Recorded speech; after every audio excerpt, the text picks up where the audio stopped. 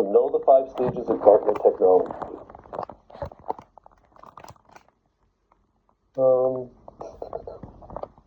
Ignore this chart, ignore the case studies.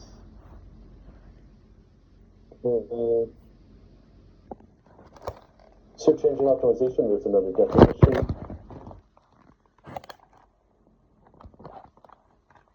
And that is, I believe that is it for the chapter. Yep, that's chapter 8. Once again, I will remind you all, I am covering a majority of the questions.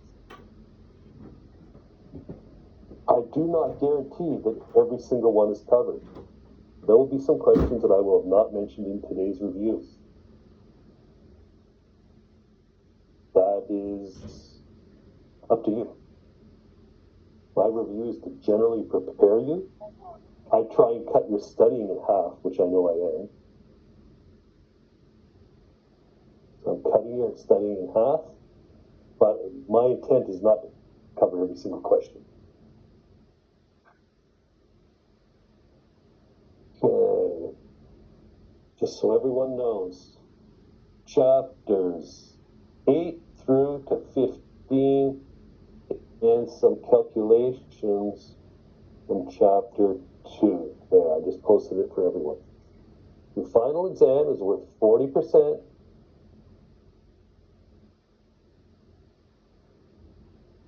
Our final grade is chapters 8 to 15. Sorry, I had a typo there. Chapters 8 to 15. Right, 8 to 15.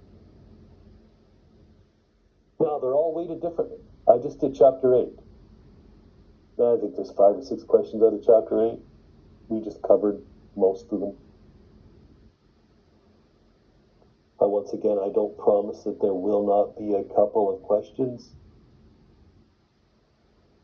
that I haven't gone over. But you've read the chapter already, so you should be prepared. Chapter 9. We're looking at Salesforce automation. You can, for chapter 9, here's where it helps if you showed up today. Skip this, come right down, start with the definition. What is Salesforce automation? If I give you a list of definitions, you should be able to pick out the correct one. Salesforce automation. The ecosystem. Who is in the ecosystem? Well, you have the solution providers, the hardware and infrastructure vendors, and the service providers. Makes a great multiple choice question. How do you define the SFA ecosystem? Well, it's three components.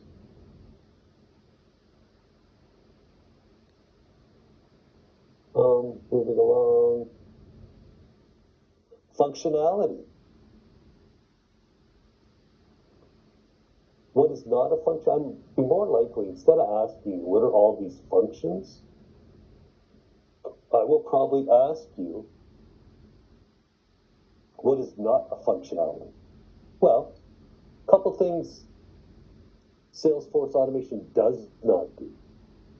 Doesn't give you product leadership, right? It doesn't manufacture products.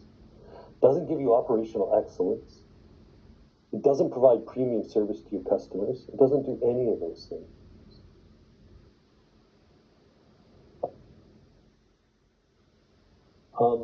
Benefits? Well, see how much I'm scrolling through? Really trying pipeline management. Know what pipeline management is.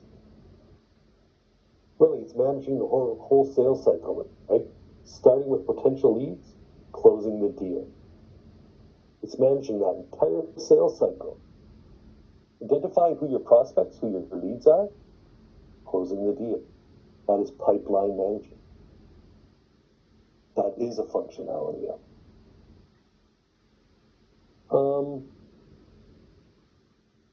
Coming down. Benefits. Well, salespeople, sales managers, senior management, they all benefit from it. What it doesn't do, doesn't help with economies of scale, doesn't create more products cheaper. So, for a lot of these things, read the chapter so that you know an incorrect answer when there's one included. That's chapter 9. Gone through it. I've touched on every single question for chapter 9.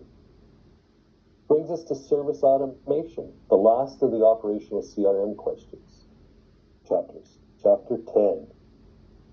Okay, this one starts with the whole blurb on customer service. You know what I'm going to do? Shorten your life. Come all the way down to here. Start the chapter here. The bottom of page 295. I just saved you half an hour studying that. Service automation, what is it? You notice for the chapters, I'm not reviewing the material. We had all those classes where I went through, discussed the chapter with you. I'm now leading you back to, this is a review, what you need to study, what you can avoid studying. Service automation, you need to know what it is. Know the definition. Once again, you don't have to write it out, so you don't have to memorize it. But if I give you 4 of them, you have to recognize the correct one. So if you've reviewed the chapter, you'll be good. And the same thing. Okay, coming down, what are the benefits? Go over the benefits. Go over, once again, ignore these case studies. Go over the benefits.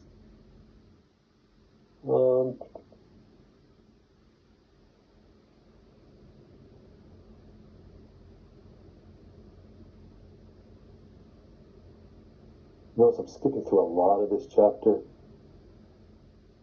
Customer self-service. Take a second and read that. That does come up. That's pretty much it for chapter 9, 10 of you. So, we're going to go, I'm going to open my spreadsheet.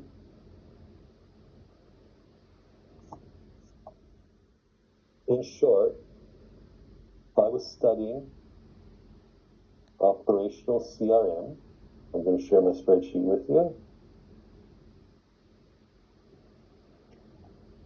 Okay, chapters 8, 9, 10. 1. Know the definitions. 2. Know the benefits. 3. Know the functionalities. By and large, that's what you need to do with those 3 chapters. There's a couple other questions I've already highlighted, most of them. I think there's probably only 2 or 3 questions there I didn't touch on. So these 3 chapters together, I think there's roughly in total 15 questions from these 3 chapters in total. So that's about 5 each. Which brings us to your next chapters. Chapter 11. So chapter 11 is worth as much as chapters 8, 9, and 10 combined, almost. Chapter 14 is worth as much as chapters 8, 9, and 10, almost. So those first 3 chapters have about 5 questions each. Chapters 11 and 14 have over 10 questions each. So in terms of your studying, you know where to go. Okay?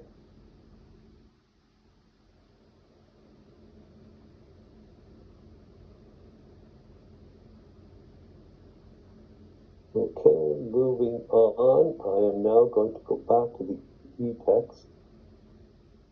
Let's start through chapter 11. For those who paid attention, taken notes, for chapters 8, 9, and 10, I've cut your studying time in at least half. Chapter 11, developing and managing customer-related databases. A lot of definitions here to know. A lot of definitions to know. We looked at at structured and unstructured data. Remember, we discussed all this. Go through and start reading at this point. Customer-related data as opposed to customer data. Remember, we discussed that term. Customer-related actually includes data not about the customers, but for the customers, such as product information. Structured data tends to go into relational databases, which are the dominant form now in use.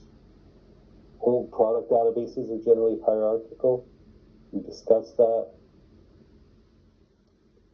Read through this, make sure you have a general understanding of it. Unstructured data comes from a lot of sources. Remember, we looked at big data. I'm going to mention that in a minute. Structured and unstructured data. Okay, moving along.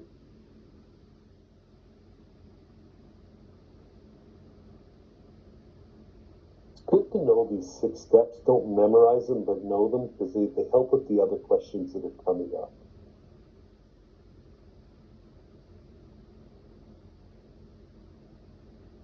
Okay, census data. There'll be a question on that, for sure. Census data. There'll be a question on model data. Go through and read it. Once again, ignore the case studies. Secondary and primary data, for sure. Remember, primary data is data you've collected yourself. Surveys, questionnaires, registration information, loyalty programs. That's all primary data. Secondary data is data that's already been collected and generally by someone else.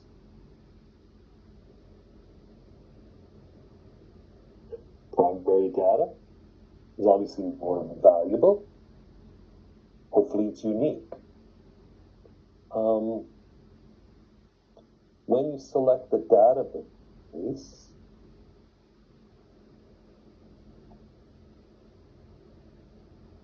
you come down to populating the database. Know these 4 steps. Verify, validate, deduplicate, merge, and purge. There will be a couple of questions on that. So verification and validation, I will ask you about those.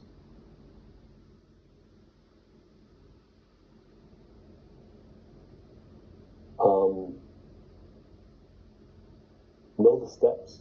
Know what isn't a step if something else is put in here.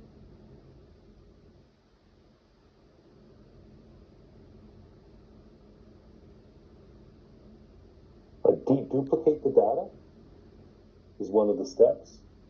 But deleting unnecessary data is not one of the steps. So be comfortable with that part. Maintaining the database doesn't really come up. Desirable data attributes, for sure. Read through this. And once again, as you read through this, remember, cost savings, cost reductions are not an attribute of desirable data. CRM is not a place for saving money.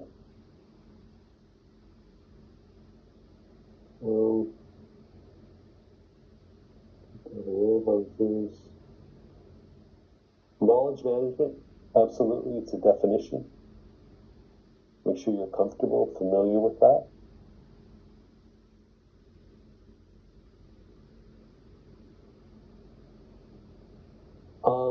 And generally, there will be some questions. And for chapter 11, I'll share the spreadsheet again. For chapter 11, hint, saving money, reducing costs, seeking a low-cost option. These are never the correct answer for a CRM exam, okay?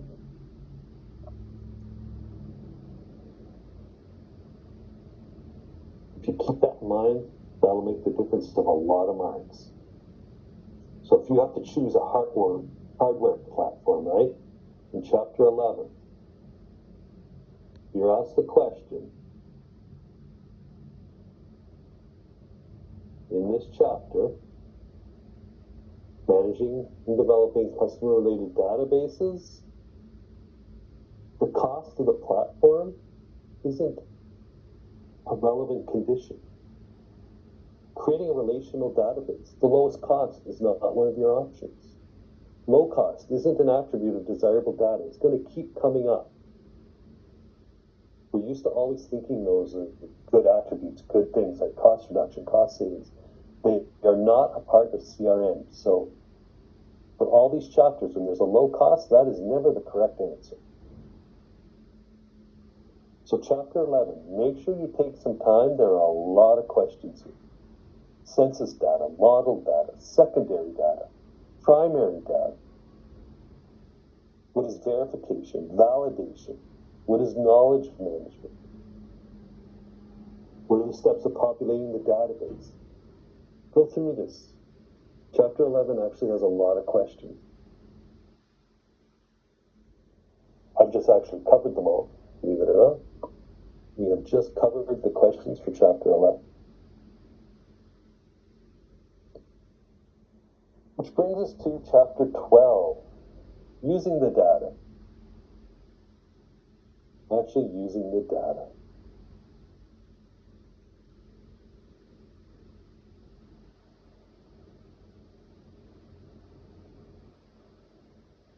Notice, moving through a lot of this, I'm trying to get it to what you need to know. Okay. Analysis for data and big data. The 3 V's, right? Volume, velocity, and variety. Those are the 3 V's of data.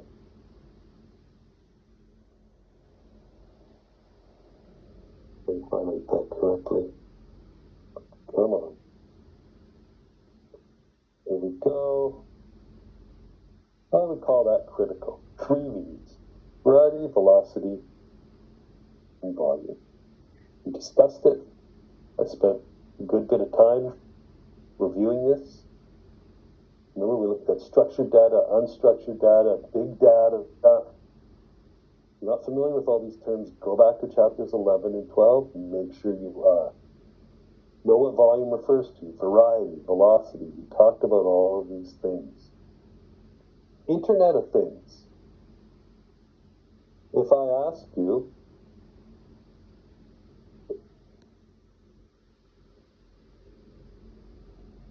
what is IoT?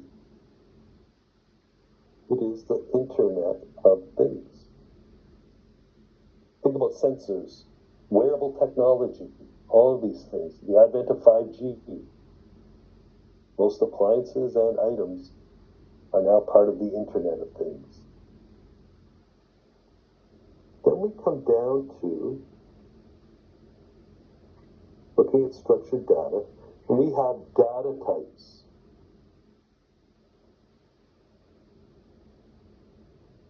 These will obviously be on the exam, some questions on it. Categorical or continuous data, nominal, ordinal, interval, absolutely. These for sure will be on your exam. You'll need to know a definition for each of them when you're given it. Next, chapter 12. Probably about 5 questions out of chapter 12. Not a huge chapter, but a very specific chapter, right? You need to know what the 3 V's are. You need to know what data mining is. You need to know nominal, ordinal, interval data. So you do need to know these things. Where's the data mining? There's a data mining definition. Data mining. Be familiar with that definition. What's chapter 12? It's about half the weight of chapter 11 in terms of grading. It should be a fairly easy chapter. I expect most of you to get those questions correct. The 3Ds of data, the various types, nominal data, ordinal, integral. Brings us to chapter 13. Chapter 13 is about average weighting.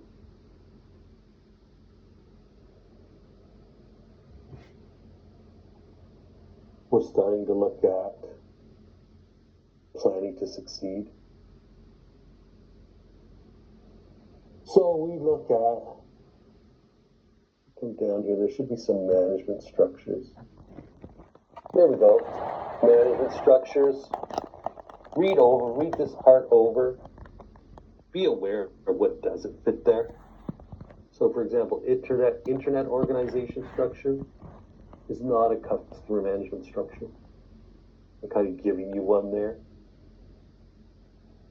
In terms of a company, when it comes to using the CRM tools, you're not going to expect your CEO, your chief executive officer, or your vice president, even your senior management team, will not be the ones using the CRM tools. They'll make the decisions to invest in them. So you'll see here, the functional structure has marketing, sales, and service reporting to the senior management. Senior management isn't actually using these tools.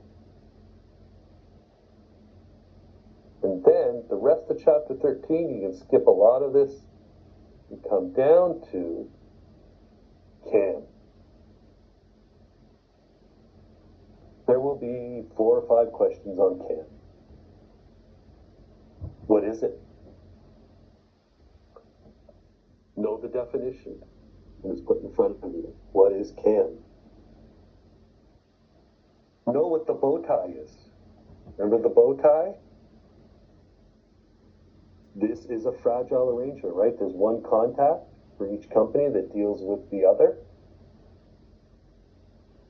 If that person doesn't get along with the other one, or someone changes jobs, someone retires, someone goes to another company, this relationship is extremely fragile. Which is why we prefer the diamond shape, right? Or virtual organization. We have collaborative teams. We've started to blur the boundaries between the two companies for synergy,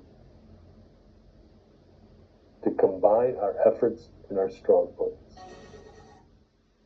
So take the time, read through CAM, make sure you understand it as we go from purely transactional relationships with our suppliers or with our buyers, all the way up to synergy, where we're very collaborative and we actually have teams working together with members of both firms.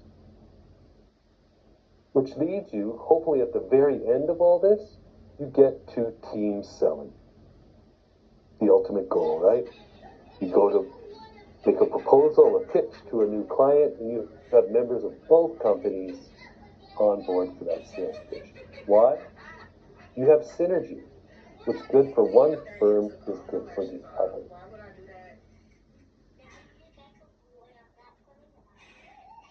Okay, that's chapter 13. Chapter 13, really? CAM. Key account management, take a look at it.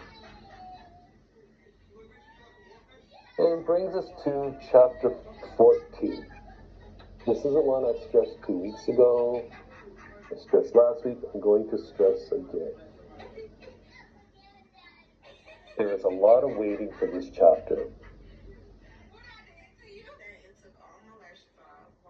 Chapter 14 and chapter 11.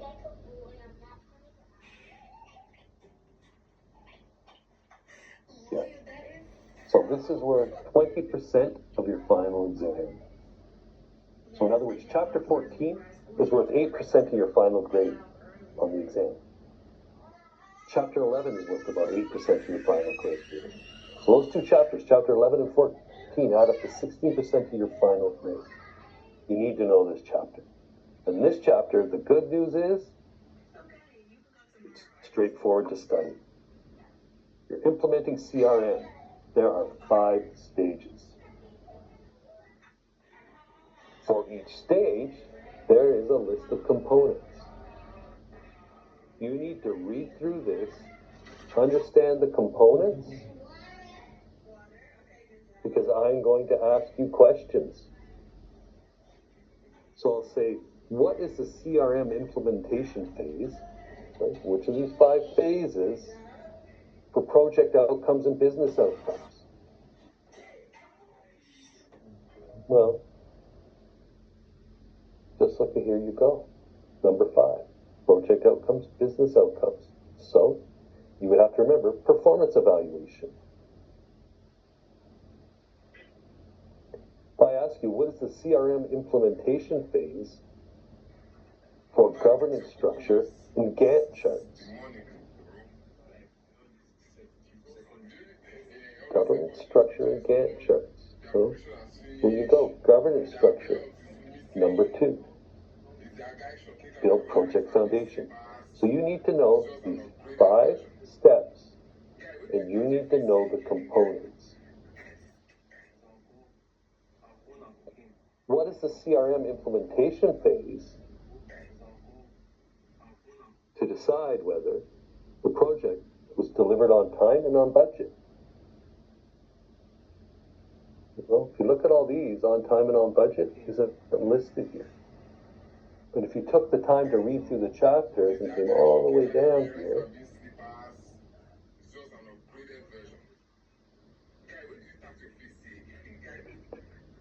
near the very end,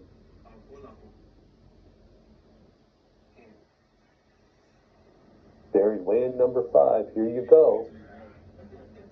The 2 variables, project outcomes and business outcomes, is whether the project is delivered on time and on budget. So it's number 5. Performance evaluation. If I ask you, what is the CRM implementation phase for design, test, modify, and rollout? Design, process, and rollout. Here you go. Prototype, design, test, modify, and rollout. Number 4. So I'm going to throw a bunch of these at you. Quite a few of them. You'll need to know the 5 steps and the components for those steps. No way around it. Just like chapter 11, go back. Make sure you know verification, validation, primary data, secondary data, knowledge management. For this chapter, chapter 14, make sure you're comfortable with the 5 steps and all the components. Yeah, it's a bit of work.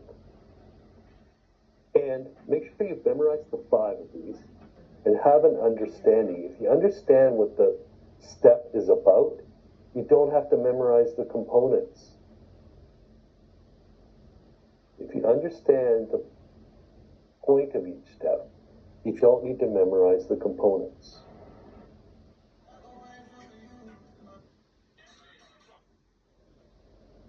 So chapter 14 is a must read. I've saved you a lot of time on chapters 8, 9, and 10. Put your time into chapter 14. Make sure you read it and understand it. Okay, that's about all I have to say, because chapter 14, there's not much more. You simply have to learn the 5 steps. The last chapter on the exam is chapter 15. In this chapter, pretty much easy to study for. If I ask you what's IoT, it's the Internet of Things. Going forward, here's a little discussion on the Internet of Things.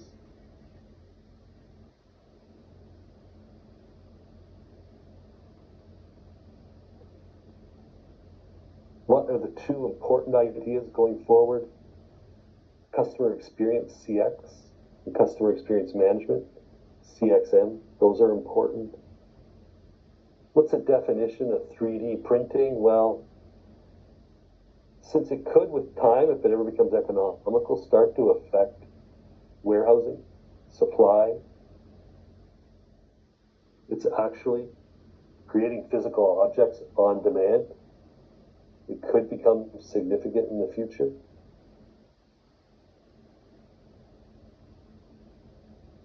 What is an important definition for CRM as we go forward? Well, it's going to be an important part of every business. It will only grow in its importance as more and more businesses realize they need to focus on it. And who needs to be involved? Well, you're going to need, obviously, your customer managers, your marketing managers, people of that level, and data scientists, because it's starting to be driven by data, which was the point of chapters 11 and 12. So it'll become a combined effort between those two groups. So that is a review of the chapters in 45 minutes. Once again, you can see chapters 11 and 14 are the most critical in terms of weighting. In terms of weighting, chapters 11 and 14 are the most critical. In 14, it's pretty easy to study for. 5 steps. Know it, understand it. Which leads us to the one part that carries over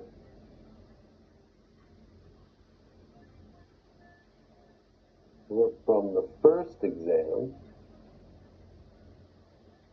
is calculations. Only 2 of them, not the 4. So only 2 of the calculations come forward. And those I'm going to review with you today. Now, they're not worth as much on this exam. Each question is only worth as much as any other question. They are not heavily weighted because you've seen them before. You've done them before. Which is why I will bring rough paper in for you to work with. Bring your own calculator. Phones not allowed. No exceptions. Don't come down and tell me your calculator doesn't work or whatever. There's no phones allowed. So you'll either have to work it out, pencil and paper, which is quite doable, or with a calculator. You can't have your phones up. The 2 questions. I don't know if everyone wants to take a minute and get a pencil and paper or something. Take some notes on this. On your midterm, there were 4 calculations. Here, there's only 2. So I'm going to actually tell you which 2 you need to know. Instead of sending you back to study all 4, I'm going to actually tell you which 2 you need to know. So I'm going to give everyone a pause, get a pencil, get paper, or however you want to record this. Take 30 seconds, get ready, and then I'll go through it, okay?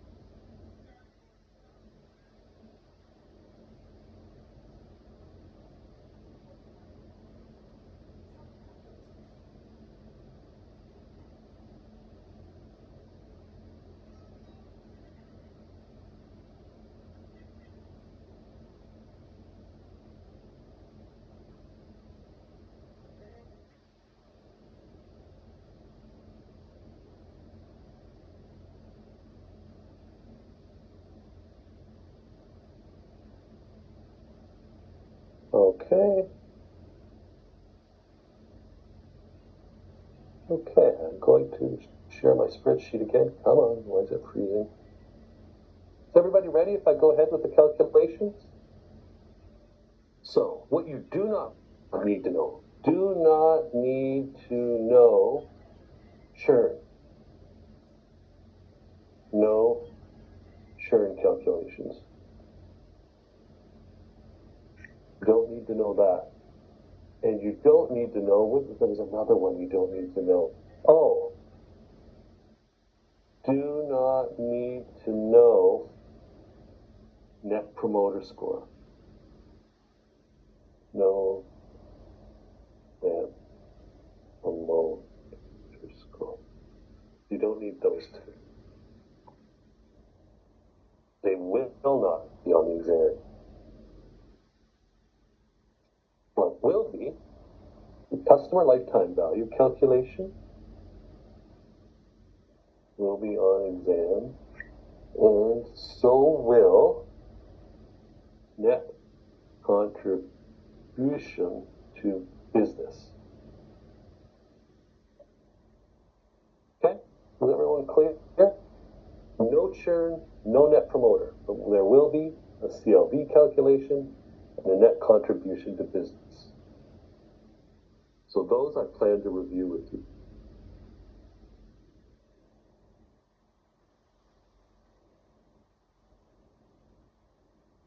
I'm just going to take a second.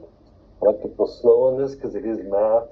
It's only math in this course, so I like to take a second.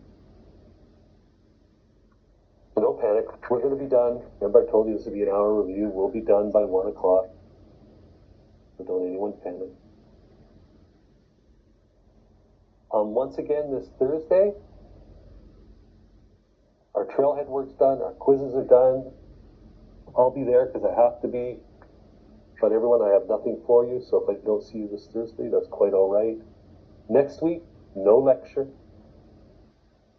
So after this review's done today at 1 o'clock, I will probably not see you again until our exam the following Thursday on the 15th. Okay. So, net contribution to business.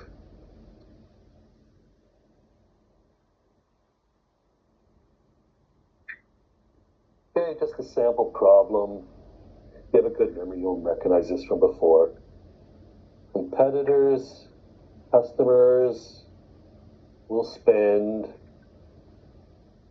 $2,000 and $4,000 over the next 2 years.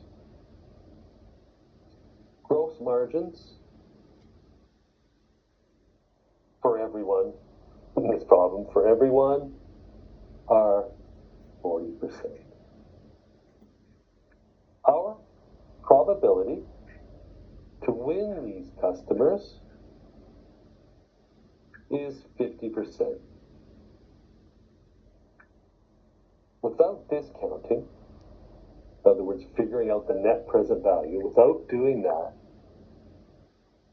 calculate the total dollar value net contribution. And ignore my type. Okay.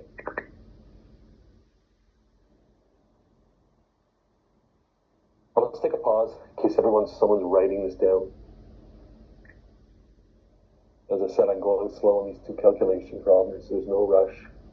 If you need an even longer pause, I'm happy to take it.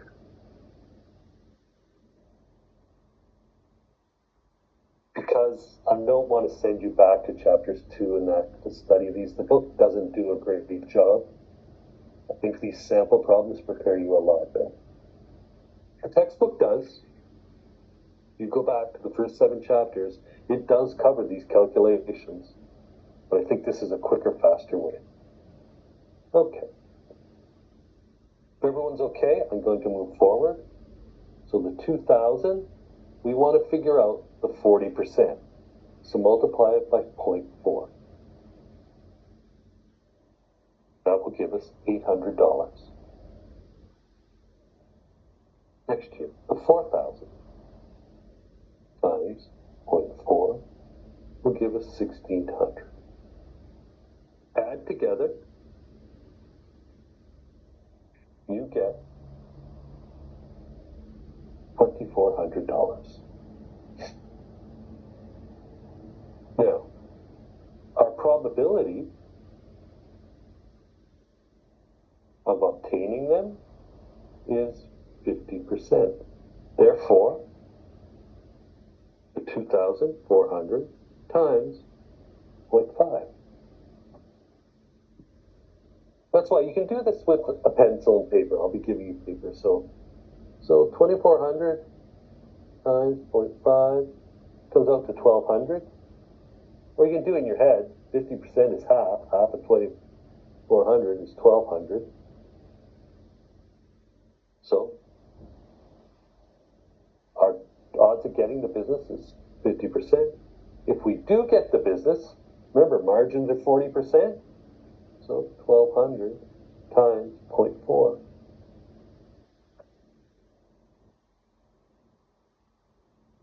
is 480. There's your answer.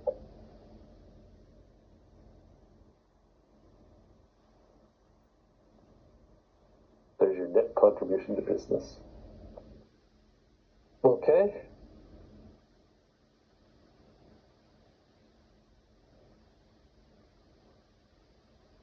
I'm just going to pause another second. I want to make sure everyone has plenty of time, and I used to rush through these. I found out from student feedback I went too quick, so I'm just. I have a question. Yes. So total is 1,200 total contribution, and net is 480. Okay. Yep, and 480 is the 40%, because remember margins are 40% for everyone. So it's worth 40% to competitors. If we get the business, it's only going to be worth 40% to us. Yeah, because the question or midterm was the same question, calculate total and net contribution. And I was thinking there's going to be like two different answers, total and net, or just net. Now, for those of you, I don't know if any of you paid attention, you can do it the other way around. Take the 2,400, do it times the margin. So 2,400 times 0.4 gives you 960. 960 times the 50% probability of getting it is 480. So whichever way you want to work that out, you will come to the same answer. So that is the first calculation. The next one is CLV.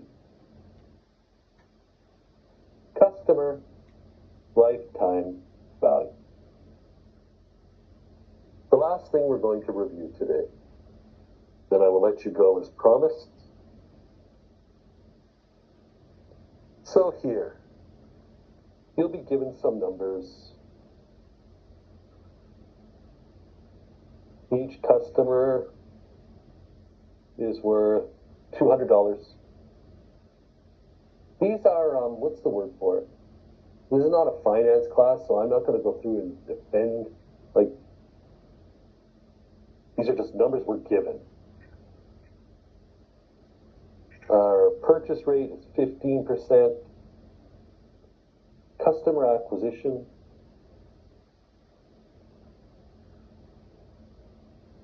cost is $40. Okay. What is, given this information, what is the customer lifetime value? Okay. So this is probably the only tricky part of the whole course. Take the $200, divide it by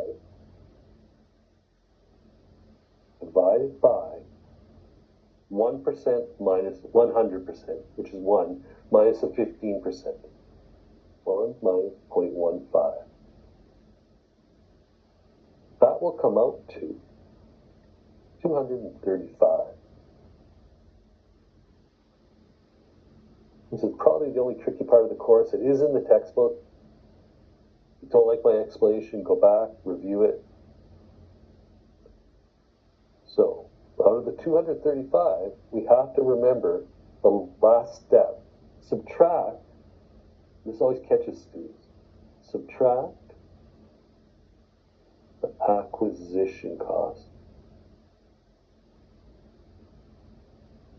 which is 235 minus the 40, which means your answer is 195. Okay, I'm going to do that one more time. Say each customer is worth $300. The purchase rate is 10%. The acquisition cost is $35. Let's work it through.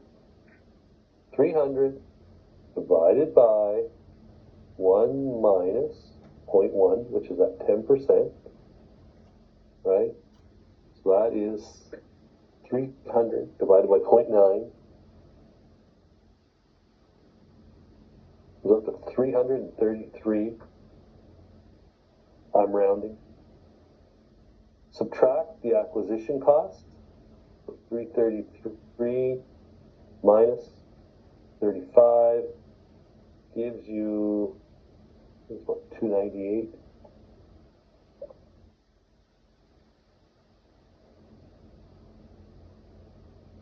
That's it for calculations, just those two.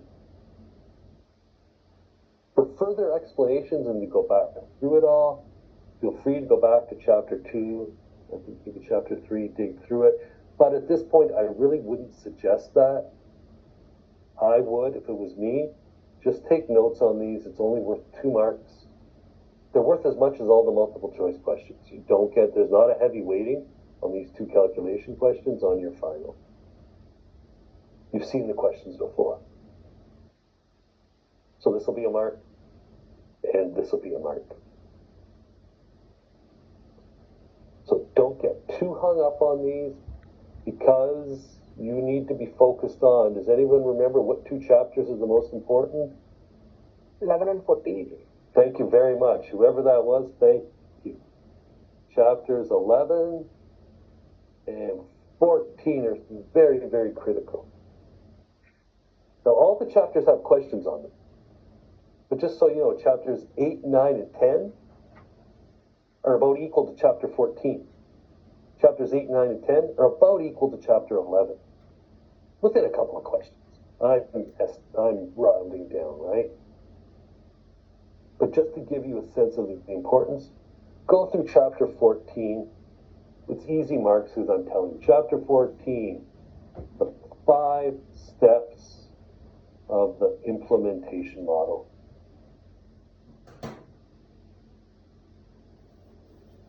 And for each step,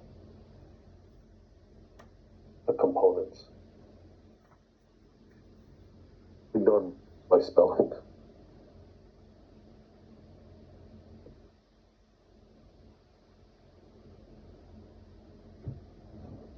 Okay. Chapter 11. Remember, we looked at that.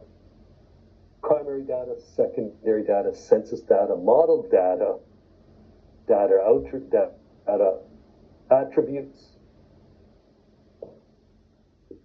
Populating the database, look at those steps. Verification, validation. Go through that. And you should be ready. This group, you've come to class all semester. A lot of you have attended the online lectures, so good for you. This group should be in good shape. I am expecting everyone to get through, but that's up to you between now and next Thursday. And for this course, the good part and the bad part is it comes down to the final exam. So once again, here are the details. August 15th from 2 to 3 in our regular classroom. You have to have a laptop. If you have laptop issues, if you have lockdown browser issues, please CIT or sign out a college laptop. I have one of my other sections, I have 2 students who sign out a laptop for the exams. Phones have to be put away. I can't let you use them for the calculations. Bring 1 card of government ID. Call me over to show me that you've submitted it. You cannot just leave the room with your exam open. You have to call me over. outside of that, it's not a long exam. I don't expect anyone will be there the full hour. I expect you'll be mostly gone. The review, believe it or not, I've covered most of the questions. There's always going to be 2 or 3 questions I might not have covered. That's up to you. I think there's, right off the top of my head, 2 I didn't get to, but that's it. That's everything I have for you. I probably won't see you guys this Thursday. I show up, I have to, but I don't have anything for you. If you're on campus, stick your head and say hello, but I'm hoping you're studying somewhere and getting ready for the exam.